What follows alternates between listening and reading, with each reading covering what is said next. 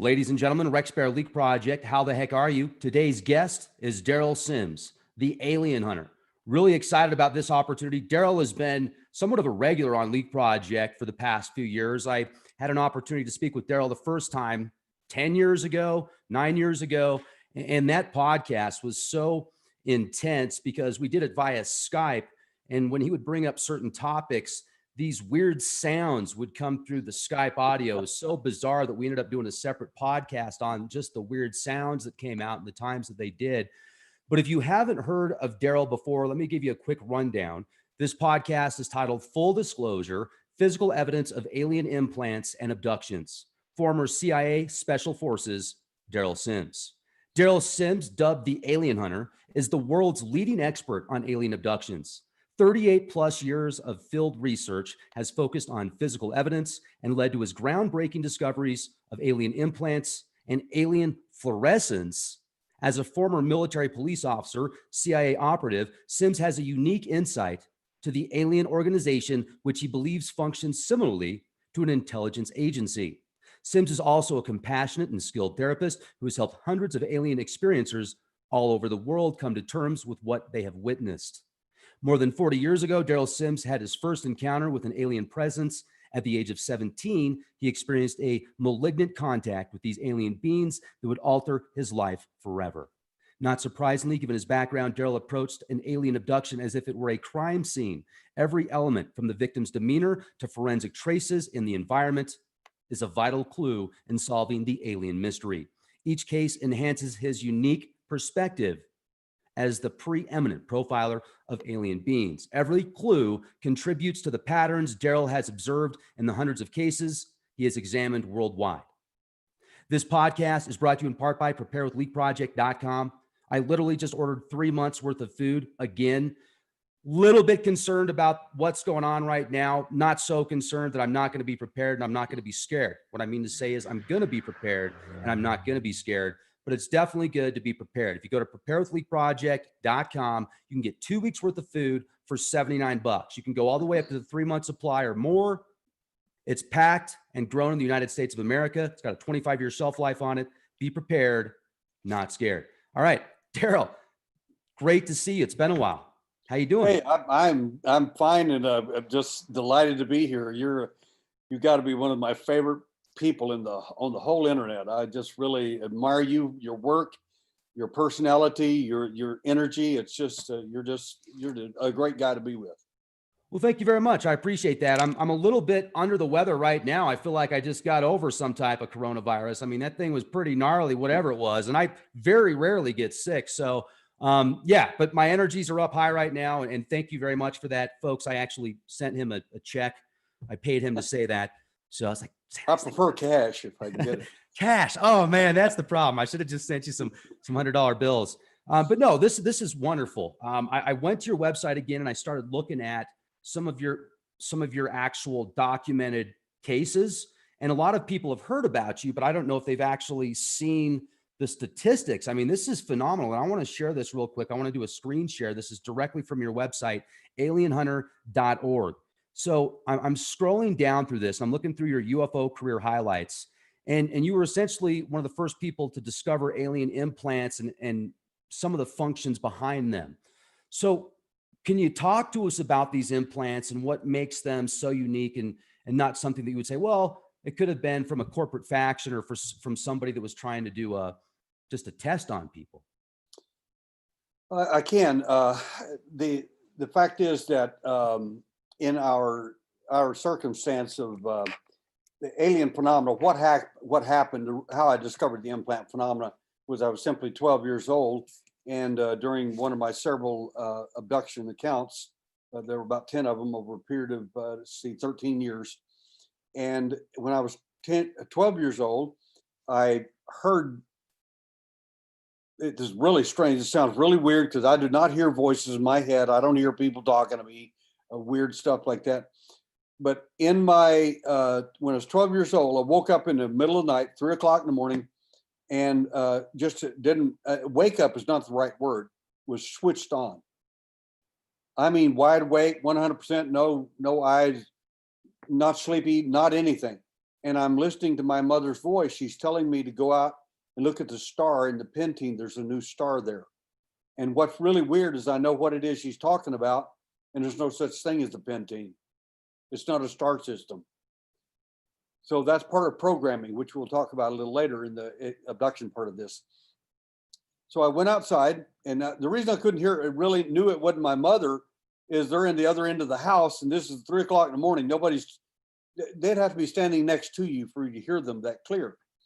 And I went outside, and there was a big bright light on the horizon in the desert of New Mexico, out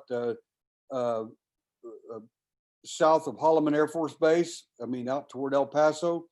And then all of a sudden, it got bigger and brighter. And I hate to use this terminology, but it's like the movie Phenomenon with John Travolta.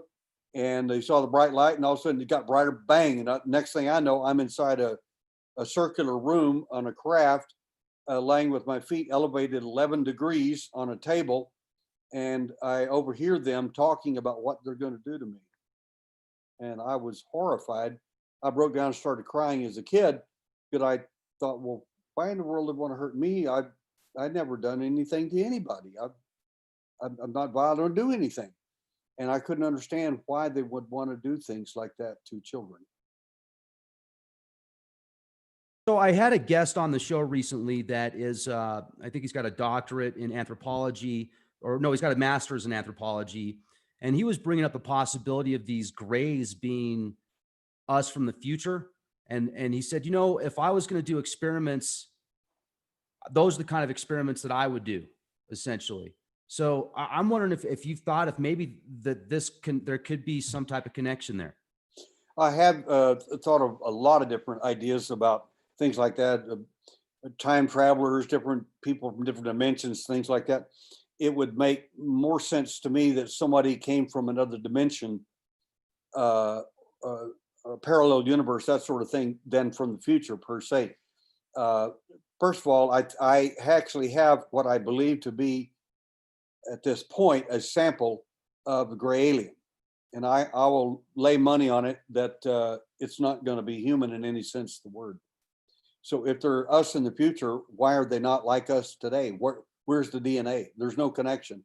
In my view, that's an incorrect position, but no one really knows. No one knows. I mean, I can't prove that until I do have the testing done. I really don't know myself. But it's like, to use it, this is a crude analogy, and I don't mean to demean your brilliant guest either, because it's just a point of view is all it is. To me, it's like looking at an orangutan and saying, oh, he's probably from our future. I've never seen one of these before, and he's probably got our DNA. Probably he doesn't. It doesn't work for me. It just doesn't. And that's just the way I am. I'm pretty blunt about that sort of thing. But what I think about things that's an opinion, and it doesn't really mean anything. And neither does anybody else's thoughts, in my opinion, other than it's just their views, and they're good to think about and fun to think about. But in reality, when it comes down to when you put the cop hat on, it's the evidence that you can prove, not what you think or what you believe, but what can you prove. And I want to bring up what you just said about that experience you had when you were just a kid, and you could hear them, and you're like, why would anybody do this to me? I haven't done anything wrong. And I'm thinking about that. And so from the perspective that I just brought up to you, see that gentleman, I don't think he's ever been abducted. So I don't think that he knows the horror associated with it. And then when you say it like that, it really puts it into perspective. And I appreciate that, because it's such an overwhelming experience for anybody to see something like that. But then to have to go through pain or something. I mean, if they were us in the future, why not, give you some morphine first and put you to sleep before they're going to do those things? You know what I'm saying? I'm just thinking, I mean, let alone, they shouldn't do any of it. I'm just saying, why would it even happen at that point? So it's horrific. So can you talk to us about that experience and kind of like what they were doing? And I don't, Thank you for bringing up all those painful memories, Rex. I'm not kidding, of course. After I said that, I was about to say, maybe I shouldn't bring this up, because I don't want to. Well, the fact is that I don't mind talking about it. It's nothing's going to happen to me worse than already did.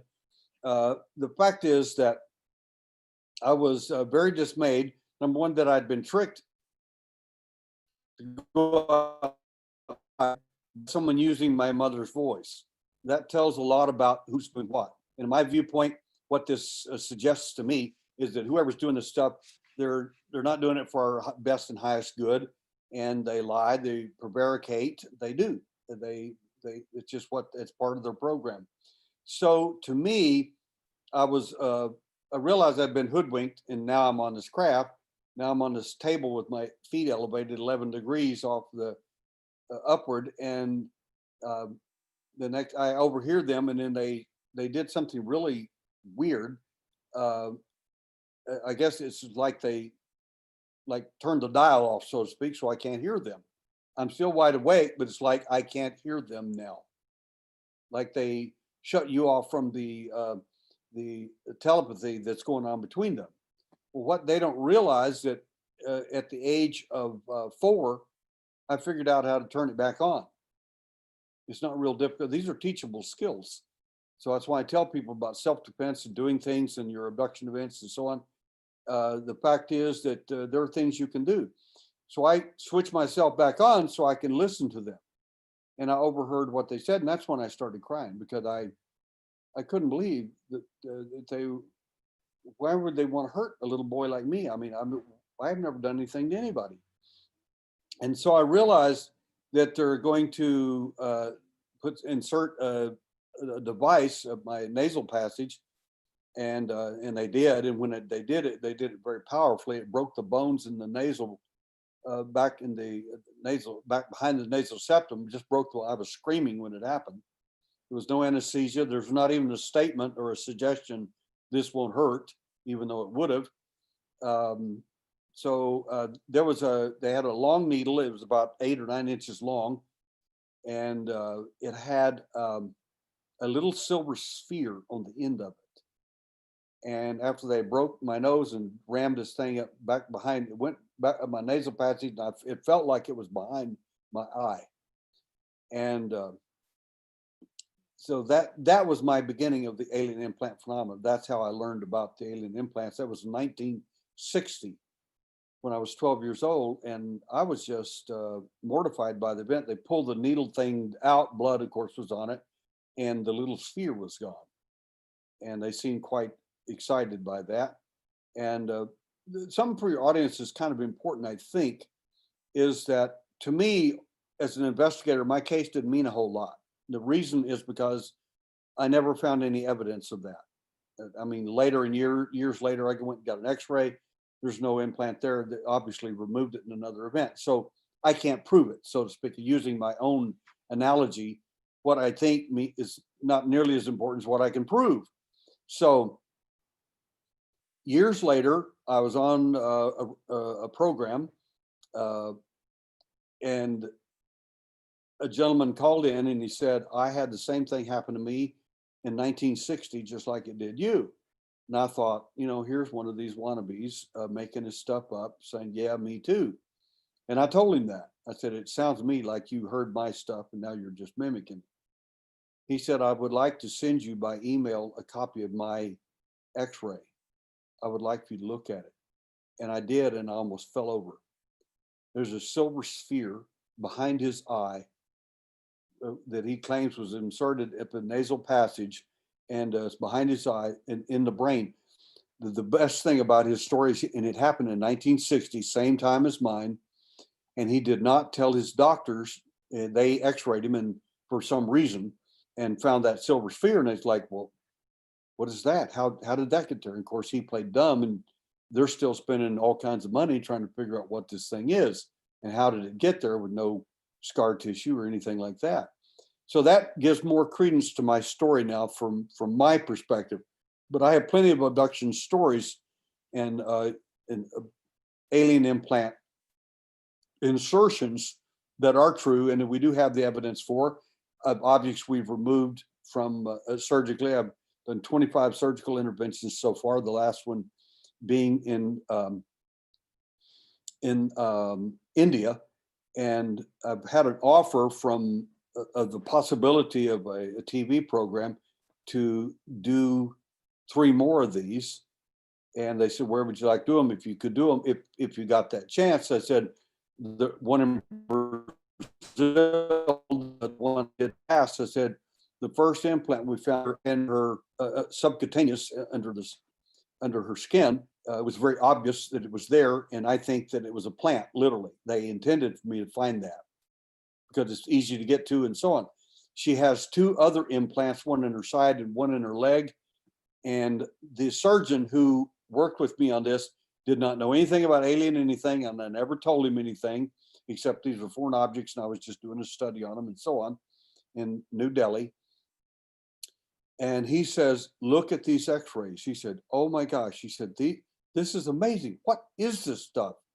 He said, if you ever come back to New Delhi, please let me be the surgeon to work with you on this and get these 2 out.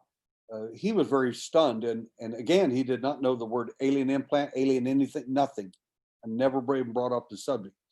And he was just shocked at what he was looking at. So from your audience point of view, that's pretty neat.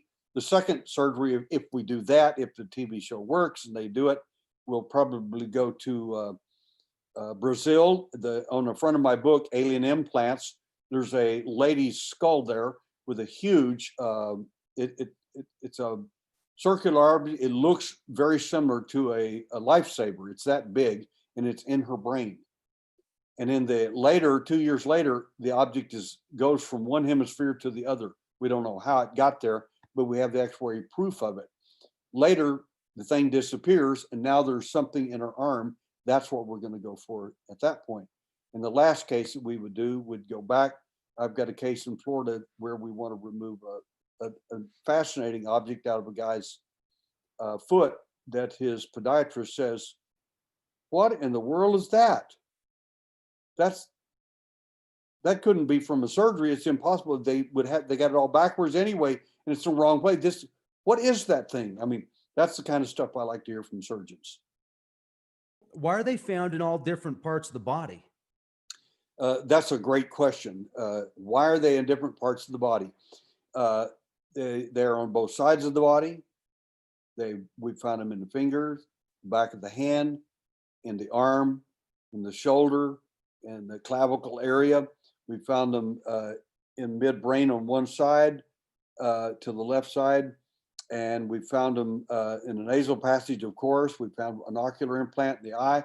All of these suggest, in my years of dealing with this stuff, the implant and the kind of implant and the location of the implant depends on the program they've got you in, what it is that they're looking for.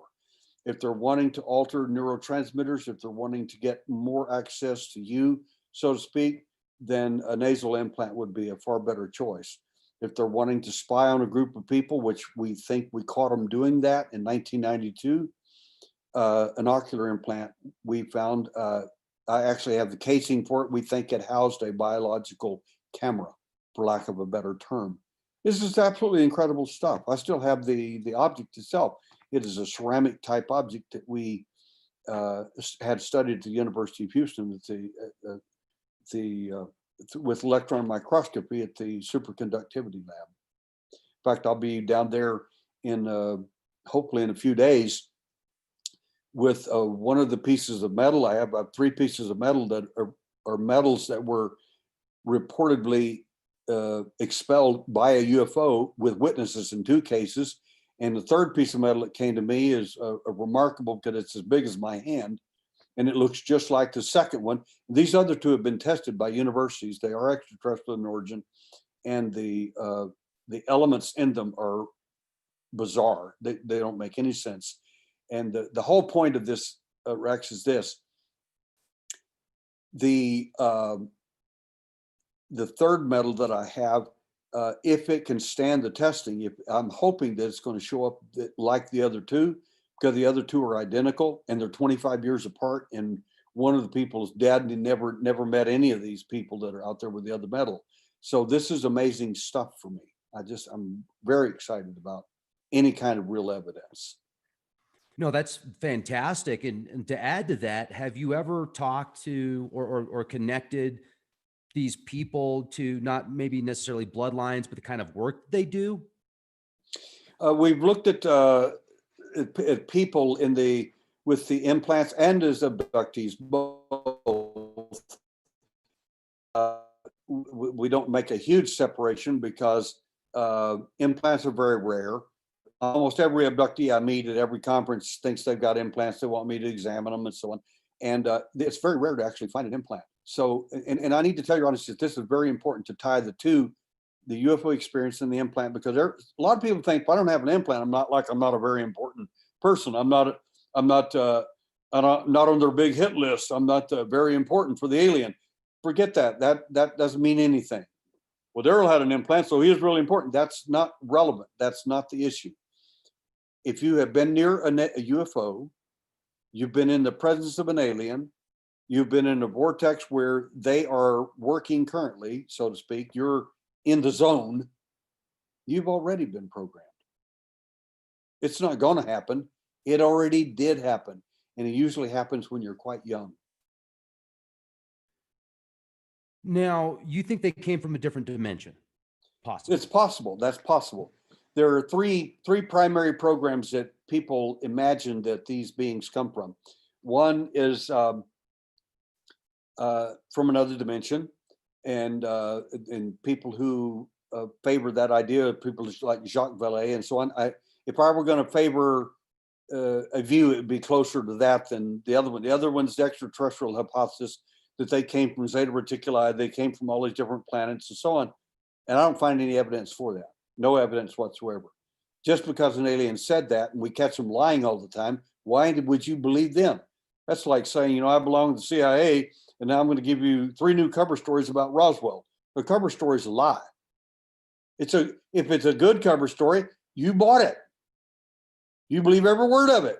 Doesn't matter, it's not true. It's a great answer. That's what a cover story is all about.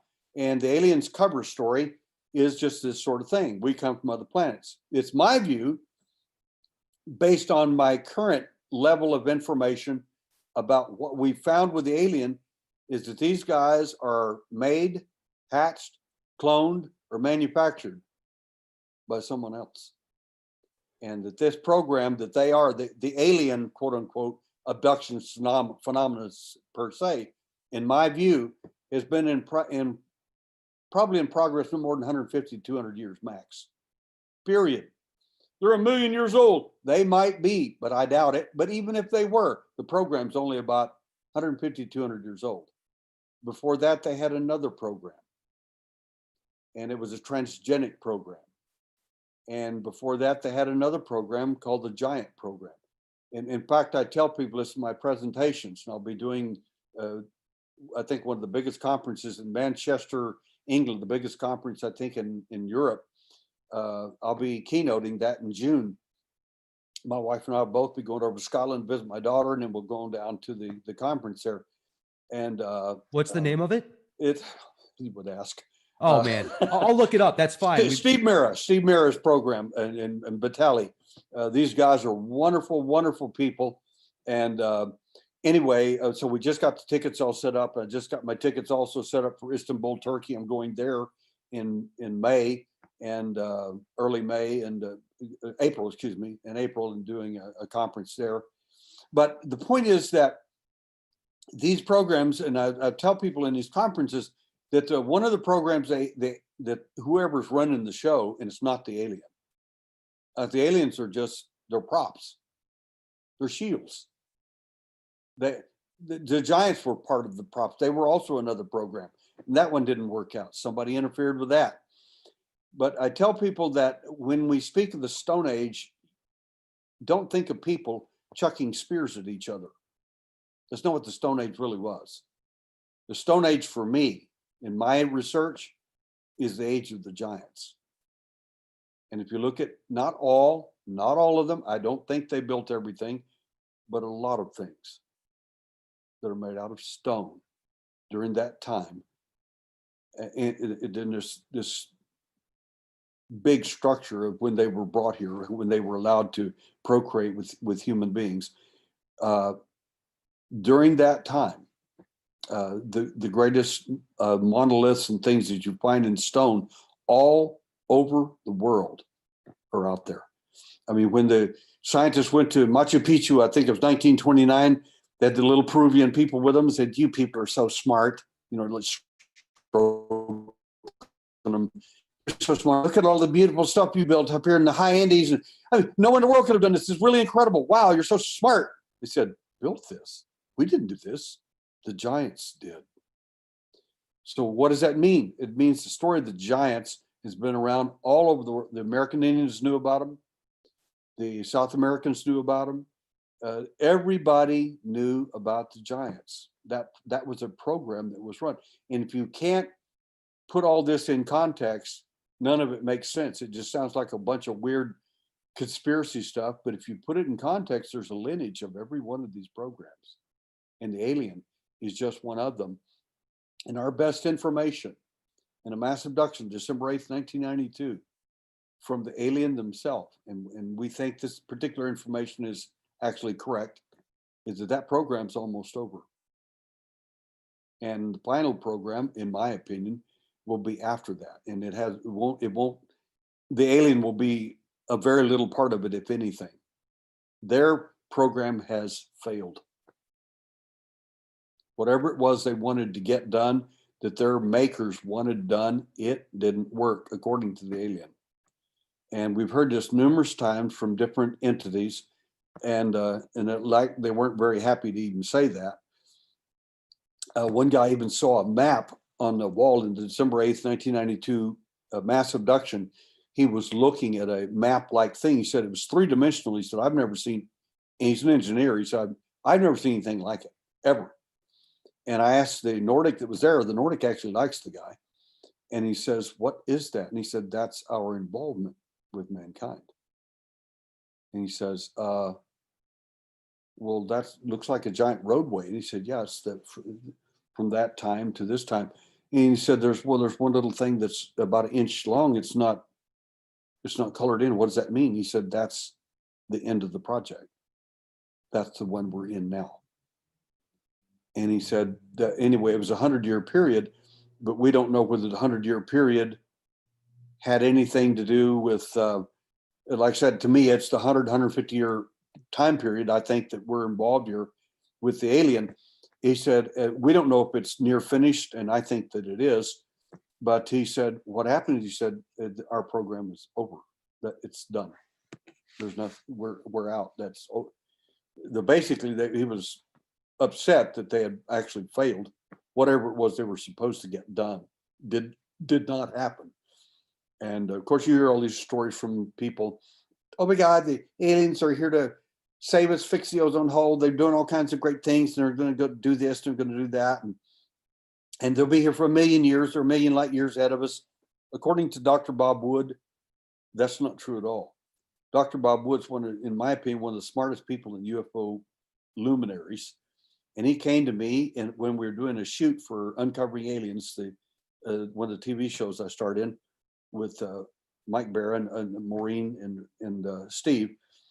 And while we were doing a shoot with him, while he's providing this unbelievably wonderful evidence on back engineering that he didn't have copies of it. He had the original documents. And he said, we were taking a break. It was really hot. And he says, "Derrel, could I speak to you alone?" And everybody went to get a drink. And I said, "Certainly, Doc. What do you got?" He said, "I want to know some things about the CIA when you were in there, about certain people." And I said, "Okay." And I answered his questions. And I asked the next question. My next question, everybody was walking back then because they're about ready to restart the shoot. He said, "How old do you think the alien actually is?"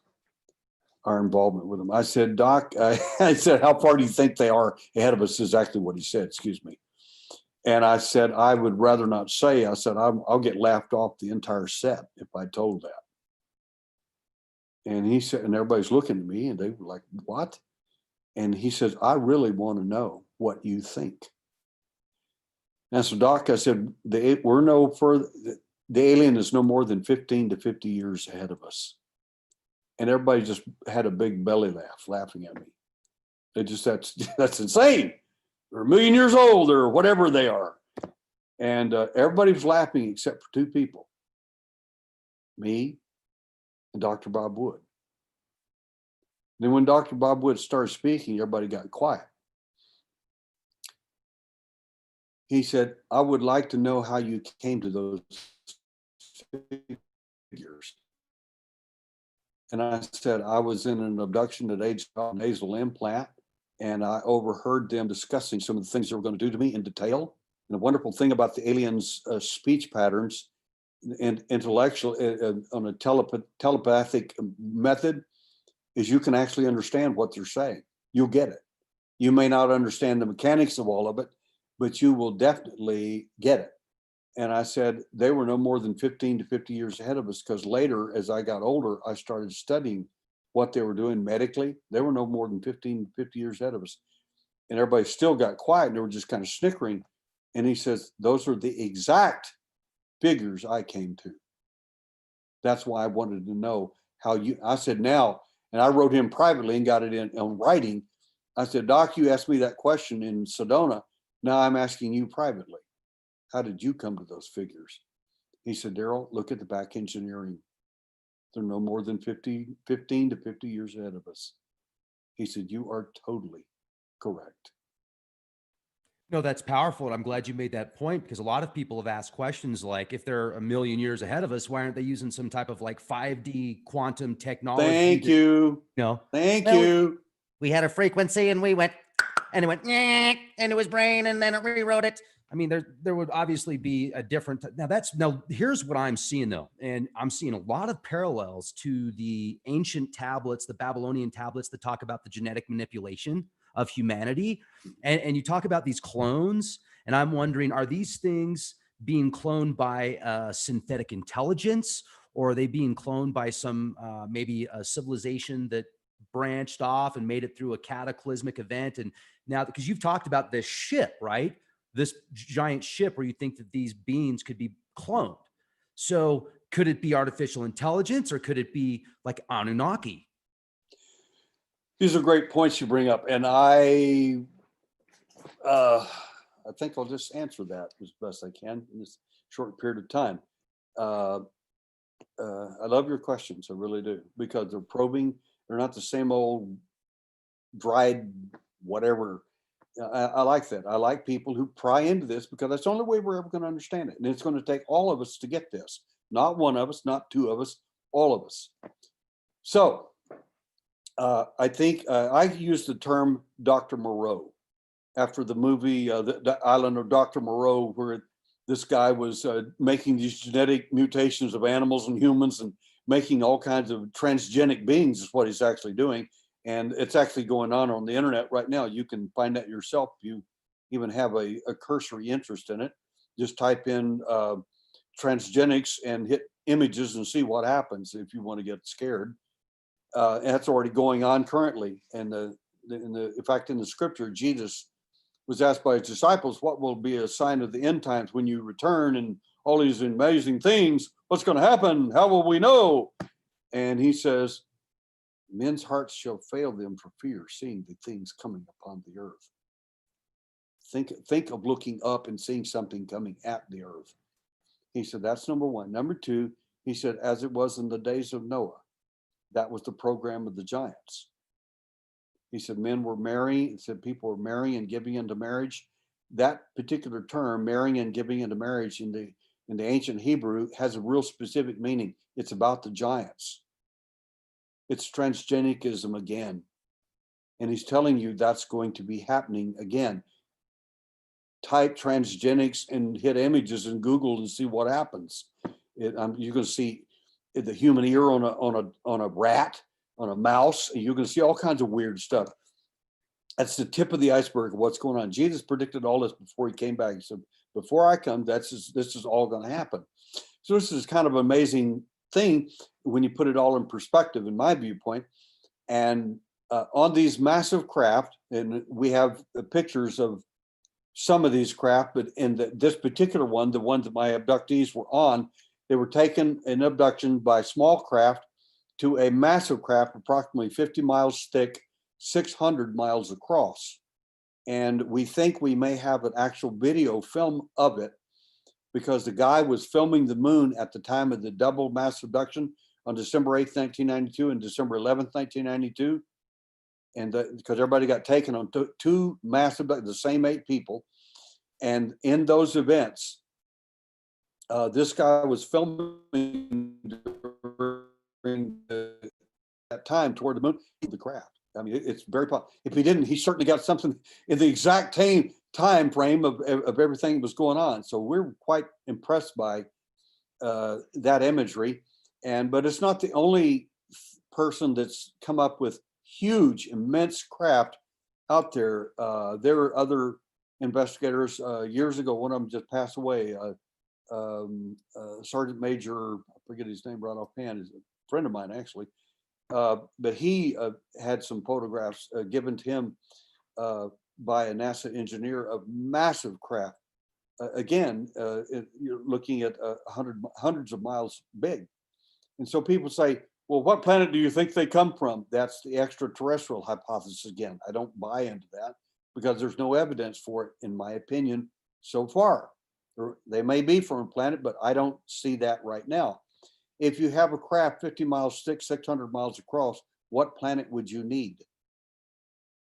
I mean, all you have to do is move this thing anywhere you want it. It's your big, I hate using this terminology. It's your Death Star, so to speak. You can move it anywhere you want to, any area you want to. And do they use other dimensions to do it? I don't know. I don't know what they do in terms of dimensionality. I have my guesswork, but those are things I think, not things I can prove. What I can reasonably prove is that these people that were involved in this mass abduction, based on their testimonies and based on the evidence we saw and based on peripheral evidence from people who were filming the event. And a lady, an ocular implant fell out of her eye because we think that they were watching us for that 3-day period at the Houston UFO Network in our own meeting. They were listening to everything that was going on in that meeting, everything. That's pretty wicked. I mean, the technology to be able to just sit there and watch you through somebody that's sitting down in the same environment. You have no idea, but there's something in their eyeball recording you like first. That's literally a first person view. That is far out. And, you know, we've got over 1,000 people watching this right now. Actually, it keeps growing. I'd like to maybe extend this a little bit longer. And I know that I've got another podcast coming up at 5, but I can have Kristen get a hold of him and delay it a few minutes because this is really intense. And I have a question I need to ask you. First of all, let me give you the description of this, and then I want to get your take. Good friend of mine the other day woke up with this interesting mark on her inner thigh. The marking has 3 circles, no bumps, no scratches, and these circles are pretty perfect, and it's almost like a triangle shape. And then I examined it. I've got some images. I'll show you the images in a minute. And then afterwards, a few days later, you could see that like inside of the circles were circles. So, I'm thinking to myself, what in the world could have done this? A Lego? Was it, because kind of got the Lego things, but no, it's not, I mean, so I don't know. So what's your thought on that? And I'll show you the images. Well, I would like to see the imagery for sure. And you're welcome to send it to me and I'll look at it and examine it. There's two types of things that show up in this type of imagery. It causes bruisings or cuts, marks, scars, or whatever. One is a procedural technique, which means a piece of equipment was used. The other one is where it's a casual contact where they're actually using, and many of these beings just have 3 fingers. And when they're doing a vaginal or other examination for whatever reason, and that's why I'd rather talk to the individual personally about this, that's not inconsistent with what we find. But it depends on where and what those bruisings or markings look like. That's very important. I can, just because they're 3 marks, until I actually see them, I don't know. But we do have marks that have marks within marks, and so on. There are reasons for that. Again, those are often procedural. Some of them are clearly finger marks. And what I beg people go to our website and check out our books and everything. We have very little sell. We're not interested in sales or anything like that. But I have some little black lights that are super inexpensive and remarkably effective. I have a $500 blood on the Shroud of Turin, but since there aren't very many Shrouds of Turin around to look at with blood on them, and most people can't afford a $500 light, you don't need that, but you do need something to be able to look at bruisings or markings on you, especially if you've had dreams or an imagery and you can't figure out what it's about. You need to check yourself with a black light at all times. This little light that I have now, I've tested dozens of them. The best one I've found, it actually is a keychain light. You put it on a keychain, carry it with you everywhere, and I do. And I'm telling you, it is. It scares people if they ever find the fluorescence on them, because it's you'll light up like a Christmas tree, and you're not going to like it because I mean, it's one thing to think something happened or I may have had a weird dream or whatever, but it's another thing to sit there and look at the fluorescent markings consistent with other people who, and this is something I discovered in 1992 on fluorescent. In fact, the first fluorescence we found was on the inside of a lady's arm in a Mandelbrot set. When I told Michael Tellinger that at the last contact in the desert, he freaked completely out. He said, "Oh my God. What they found in a crop circle out there, hundreds of feet big, you found on a human being?" I said, "Of course." I said, "A lot of these, there's this particular name we use for it, but these are patterns sometimes of sound and are placed on these people by equipment." And I said, a Mandelbrot set, as you know, is a mathematical construction of a fractal geometry illustrating chaos and order. The center of it, the little heart-like form of it, is order, and the outside of it is always change, where it's always migrating into new Mandelbrots. And to me, and if as a metaphor, you don't want to be in the middle. That's where everybody wants to be, because I want peace, I want to be safe. You want to be on the outside edge where the change always occurs. That's where life, that's what life's all about. That's where you want to be. You want to be on the cutting edge. You don't want to be anyway. I want to be on the edge of the Mandelbrot. That's my metaphor for life. That's what I'm talking about. Now, okay, so in closing, I'm going to share just one image with you. I've got more that I'm going to share with you off air, but I don't feel comfortable showing all these on air. So I'm just going to show this one. And here we go. Here it is. What size are the marks? What, if they're the half inch, quarter inch, what are they? What size? Do you know right offhand? Yes. To reference this, that would be about 2 finger widths, all 3 of them. So if you put 2 fingers together, maybe 1.5 to 2 finger widths. It is highly likely, based on what I'm looking at here, it's highly likely what we're seeing in effect is 2 events, not 1, but 2. They're 2 events, and they're done by the same hand.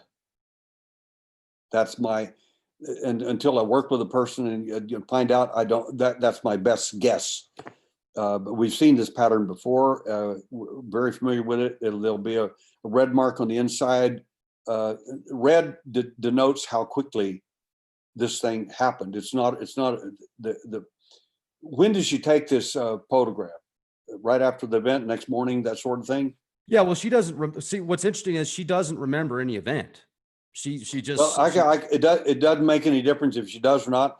The fact is, you can look at bruisings if you know the medical understanding of bruisings, and they can tell you literally how old they are. This is like last night, or it's no more than 24 hours old. That's what it looks like. Is it's that's right. Mm-hmm. And there's two impressions. One has to do with the finger, and the other has to do with a second event, in my opinion, just based on the peripheral information you sent here. And it's a guess because I don't know, but I have seen this before.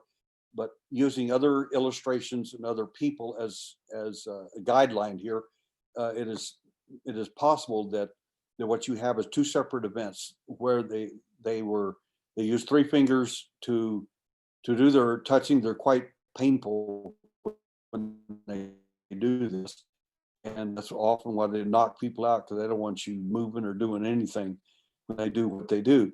And the second event is when they came back. That's excuse me. That's where the second bruising comes from. The even redder little point on the inside. What's interesting is is it, I'm trying to think of the most logical explanation. Like let's, what could have caused those three circles, but there was no bumps, like I said, no bumps at all. And Yes. she didn't feel any pain. Mm-hmm. And then on the inside of the circles, they became like whitish, like I said, a few days later. And so, I mean, what would cause something like that and not leave a bump even? I mean, wouldn't you think that if it was a bug bite, it would leave a bump or something? You would think so. We've had in some cases, one lady told me, she was psychic. She says, my she's a channeler. She says, the beings that I channel, the Viragi told me that I was never abducted and I've never had any bad experiences and everything. And she said, I want you to work with me. I said, why? If you channel and do all this stuff, what in the world do you need somebody like me to waste your time doing what I do? She said, because I think you're the best. And I said, but you're pitting me against your so-called Viragi, the great ones and all that. And she said, okay. And as soon as I got her into her hypnotic state, she started screaming. 17 other little girls, children like her, all getting gynecological exams. This is the kind of stuff you see on those things. And she says, but the Viragi told me I was never abducted. I said, sweetie, I'm going to give you a big piece of information and you're not going to like it. It's going to sting. So get ready. Ready? Yes. Still crying. I said, sweetie, the Viragi are them. Don't you understand that? They are masking as these beings, a high level. I said, they are the alien. Man, that's a good point. These people that are making contact and they think they're getting these higher downloads. What if it's just another program? Whatever works. Last thing I would like to say to your audience is that I was speaking at a UFO conference many, many years ago. And it's when I met my media consultant. She's absolutely Jolene Ray Harrington, wonderful woman, very smart. And she walked by and Dr. Jacobs was speaking at that point. I just finished. And she said, you made a statement up there I want to challenge you on. I said, fire away. You said the best investigators are spoon-fed. I said, I did say that. She said, after listening to your presentation, I think that you're one of the best ones. So the question to you is, are you spoon-fed too? I said, well, of course I am. You think I'm any better than anybody else?